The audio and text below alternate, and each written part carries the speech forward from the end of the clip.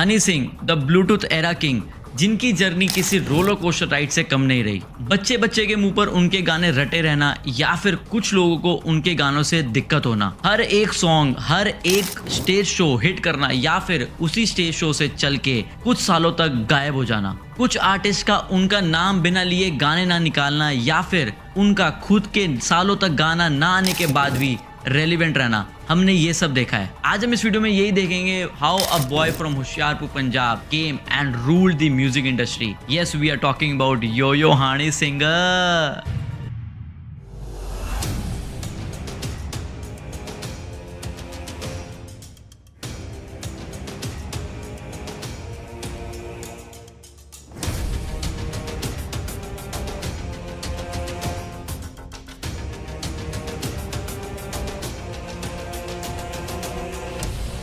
साल 2014 हनी पाजी टूर पे होते हैं और यूएस में एक स्टेज शो कर रहे होते हैं। उसी स्टेज शो पे हनी पाजी को हेलुसिनेशन होने लगती है। हेलुसिनेशन इतनी बढ़ जाती है कि उन्हें लगता है कि वो क्राउड जिनके लिए वो परफॉर्म कर रहे हैं वो उन्हें आके अटैक कर देंगे, और ये चीज इतनी बढ़ जाती है कि हनी सिंह को सब कुछ छोड़ के जाना पड़ता है और यहाँ से सब कुछ बदल जाता है। लोगों ने अलग अलग थ्योरीज निकाली कि हनी पाजी के साथ क्या क्या हुआ है, वो क्यों गायब हुए हैं, वो किन चक्रों में पड़ गए हैं, उनके साथ क्या हुआ है क्या नहीं। लेकिन reality was something different, something very serious. Honey पाजी को हुआ था bipolar disorder. Bipolar disorder with psychotic symptoms मुझे हुए थे. It's not just a depression or anxiety. It's बाप of bloody mental health. Well, पहले शुरू से शुरू करते हैं। हनी पाजी का जन्म होता है होशियारपुर पंजाब 15 मार्च 1983 को। उनको घर में प्यार से हनी बुलाते थे। फिर उसके बाद उनकी फैमिली शिफ्ट होती है करमपुरा दिल्ली में। हनी पाजी अपनी स्कूलिंग करते हैं गुरु नानक पब्लिक स्कूल में। ऑल्दो उनके घर में हमेशा से बहुत ही स्पिरिचुअल माहौल रहता था, हमेशा गाने प्ले होते रहते थे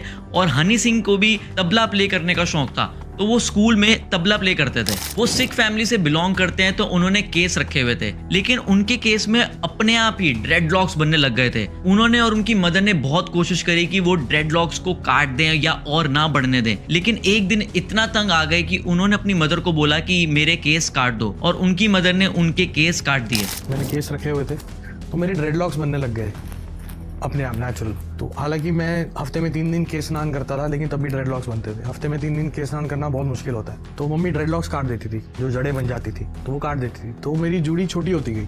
तो सिक्स स्कूल में जानते हैं लोग कि अगर छोटी जुड़ी हो जाती है तो उसका मजाक उड़ाया जाता है। क्या बोलते हैं? अरे छोटी जुड़ी वाला है, छोटी जुड़ी वाला, बाकी लड़के। तो मजाक बनने लग गया मेरा। तो मैं एक दिन बहुत रोया, तो मैंने मम्मी को बोला, मैं कहा मेरे केस ही काट लो। नेक्स्ट डे जब वो स्कूल जाते हैं, सर पे रुमाल बांध के तबला प्ले करने के लिए रेडी होते हैं असेंबली में, इतने में ही स्कूल के प्रिंसिपल आते हैं। प्रिंसिपल उनको देखते हैं इस हालत में और इशारा करते हैं कि आप बाहर, और उनकी टीचर उनको बोलती है कि कुछ नहीं हुआ कुछ नहीं हुआ, आप बाहर चलो। तो मैं अगले दिन असेंबली में सर पे रुमाल बांध के खड़ा हुआ, पूरी असेंबली रेडी थी तबले पे। प्रिंसिपल साहब की वेट थी। प्रिंसिपल साहब आए, खड़े हुए, उन्होंने ऐसे देखा मुझे, ऐसे करा। अब ये इंसिडेंट जो होता है वो हनी पाजी के दिमाग में बहुत ही गहरी छाप छोड़ देता है। 12-13 साल का बच्चा जो एक ऐसे माहौल में बड़ा हुआ है जो बहुत ही स्पिरिचुअल होता है, वो एकदम से सब कुछ छोड़ देता है, तबला प्ले करना छोड़ देता है, भगवान में मानना छोड़ देता है और एथिस्ट बन जाता है। हनी सिंह एथिस्ट बनने के बावजूद भी हर जगह से स्पिरिचुअल नॉलेज लेते गए। 2001 में उन्होंने बीएससी आईटी करी, और आईटी करने का बस एक ही रीजन था, म्यूजिक, ताकि उन्हें कंप्यूटर मिले और वो म्यूजिक बनाना सीखें। हनी सिंह को म्यूजिक का शौक उनके फादर की वजह से लगा। उनके घर पे हमेशा ही म्यूजिक प्ले होता रहता था। वो रफी साहब के गाने बहुत सुनते थे उनके फादर जी। फिर उसके बाद उन्होंने किशोर दा के गाने बहुत सुने, लेकिन हनी सिंह के जो व्यू था म्यूजिक को लेके वो चेंज करा ए.आर. रहमान ने। 2003 में हनी पाजी ने अपनी पहली album as a music producer देसी बाय नेचर निकाली। ऑल्दो वो इंडिया में हिट नहीं हुई, लेकिन बर्मिंघम में उनकी पायरेटेड सीडीज बिकने लग गई। वो सीडीज इतनी बिकी कि 2004 में बर्मिंघम की एक कंपनी आती है हनी पाजी के पास, वो उनको काम ऑफर करती है। They wanted to sign him as a music producer. Honey पाजी ने उस एल्बम पे 10 महीने काम किया। They introduced him as music kid Honey Singh. वो एल्बम एक रिमिक्स एल्बम होती है, बट वो हो जाती है सुपर फ्लॉप। फिर 2005 में अशोक मस्ती ने उनका म्यूजिक सुना और उनके साथ काम करने के लिए बोला। फिर उन्होंने साथ मिलकर गाना निकाला, खड़के गिलासी तेरे नाते।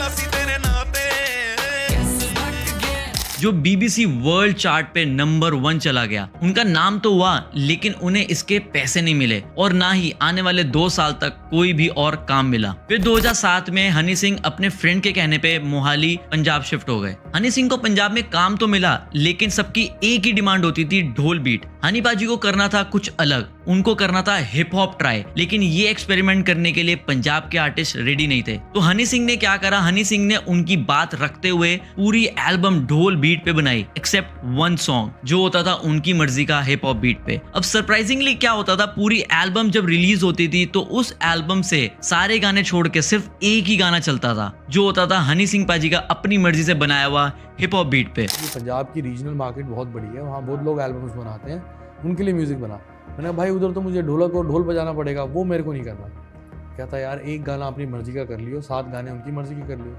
फिर मैंने आर्टिस्टों को कन्विंस करना शुरू किया कि आप पूरी एल्बम, मैं भंगड़ा एल्बम बना दूंगा, एक गाना हिप हॉप रख लो, और लकीली वही गाना चल पड़ता था। अब जैसे अगर आपको सॉन्ग याद हो चस्का, वो सॉन्ग ढोल वाली बीट पे पूरी एल्बम में से एक ट्रैक है जो हिट हुआ था और हम सबको सिर्फ वही याद है। देन हनी सिंह डिसाइडेड कि ऐसे काम नहीं चलेगा, एक एक ट्रैक से उन्हें कुछ और करना पड़ेगा। Then he gave us the album international villager which took him 2.5 years to produce. 2011 में एल्बम रिलीज होती है और एल्बम का पहला ट्रैक आता है डोप शो।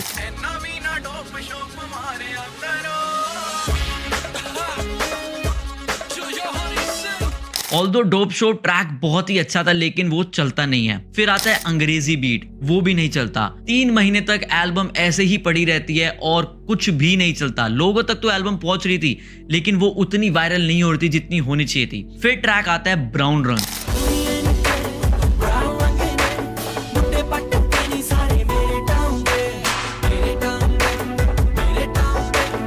ब्राउन रंग इवेंचुअली वायरल होना स्टार्ट करता है। फिर धीरे धीरे पूरी एल्बम उठती है और एक एक गाना वायरल होना स्टार्ट होता है और पूरी एल्बम हिट हो जाती है। हनी सिंह के गाने तो हिट हो रहे थे लेकिन साथ साथ FIR कंट्रोवर्सीज भी हो रही थी और ऊपर से बादशाह और रफ्तार का बोलना कि गाने उन्होंने लिखे हैं, उनको प्रॉपर क्रेडिट नहीं मिल रहा है, ये सब भी चल रहा था। फिर इसके बाद हनी सिंह को कोई नहीं रोक पाया, उनकी एंट्री हो चुकी थी बॉलीवुड में। अब बैक टू बैक उनके ट्रैक्स आ रहे थे जो सारे हिट हो रहे थे, चाहे वो ब्लू है पानी पानी, लुंगी डांस, अंग्रेजी बीट, बैक टू बैक सारे गाने हिट होते चले गए। He was working with big actors, directors and producers। अब हनी सिंह इस सक्सेस में पूरे हाई हो चुके थे और हर टाइम हाई रहने लगे थे, कम सोते थे, काम ज्यादा करते थे और साथ साथ उन्होंने एक बंदा रखा हुआ था जो उन्हें जॉइंट रोल करके देता था। सरदार बड़ा तो पंजाबी है, दारू पी लेता है, ये करके दिखा। मैं क्या इसमें 2 करता हूँ, वो कुछ हुआ ही नहीं।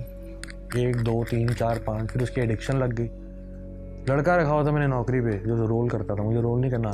साल 2012 से 2014 तक हनी पाजी ने इतने नशे किए कि उनका 2014 में स्टेज शो पे जाके ब्रेकडाउन हुआ। डॉक्टर्स को स्टार्टिंग में समझ ही नहीं आया कि हनी सिंह के साथ हो क्या रहा है, लेकिन इधर हनी पाजी की तबीयत और बिगड़ती जा रही थी। वो और धीरे धीरे slowly he was getting into depression और किसी को समझ नहीं आ रहा था, कोई भी डायग्नोज नहीं कर पा रहा था कि हनी पाजी किस चीज से गुजर रहे हैं। 1.5 साल तक डॉक्टर्स आए, डॉक्टर्स गए, लेकिन कोई भी डायग्नोज नहीं कर पाया। सब बस स्लीपिंग पिल्स देते चले गए और अपने हाथ खड़े करते चले गए। हनी पाजी को ये तक कह दिया था कि वो सारी उम्र अब शायद ऐसी ही हालत में रहेंगे। फिर उसके बाद दिल्ली में एक रिकमेंडेड डॉक्टर राहुल मुरादा, उन्होंने डायग्नोज किया कि हनी पाजी को हुआ है बाइपोलर डिसऑर्डर। अब ये बाइपोलर डिसऑर्डर क्या है? वेल, बाइपोलर डिसऑर्डर में दिमाग में केमिकल इम्बैलेंस हो जाता है और साइकोटिक सिम्टम्स क्रिएट हो जाते हैं। बाइपोलर डिसऑर्डर में पेशेंट कभी एकदम खुश, कभी एकदम डिप्रेस फील करने लगता है। Bipolar means 2 pole, high pole and low pole. High pole में बंदा सुपर चार्ज रहेगा, हमेशा एक्टिव रहेगा, और उसी में लो पोल में डिप्रेशन में रहेगा, एंग्जाइटी में रहेगा। बाइपोलर डिसऑर्डर में पहली स्टेज में बंदा हाइपर एक्टिव हो जाता है, सब कुछ तेज करने लगता है, तेज बोलने लगेगा, सोचने लग जाएगा, हर 1 मिनट एक नया थॉट आएगा, सब कुछ करना चाहेगा और अपने आप को भगवान समझने लगेगा। फिर इस स्टेज के एंड होने के बाद स्टार्ट होता है डिप्रेशन वाला फेज, जिसमें पेशेंट को कुछ करने का मन नहीं करता, कोई भी फिजिकल एक्टिविटी करने का मन नहीं करता, किसी भी एक्टिविटी में पार्ट लेने का मन नहीं करता, डिप्रेशन फील करता है, अकेला रहना चाहता है और उसको लगता है कि कोई उनको मार देगा। जैसे हनी पाजी के साथ हुआ क्राउड में, जब उनको वो स्टेज शो पे थे, उनको लगा क्राउड उन्हें अटैक करने लगा है, तो वो उस स्टेज का लो फेज स्टार्ट हो चुका था। वेल, ये बीमारी क्योर तो नहीं होती लेकिन प्रॉपर मेडिकेशंस के साथ कंट्रोल में रह सकती है। अब हनी पाजी वापस आ चुके हैं और ग्लोरी एल्बम के साथ उन्होंने फिर से तहलका मचा दिया है।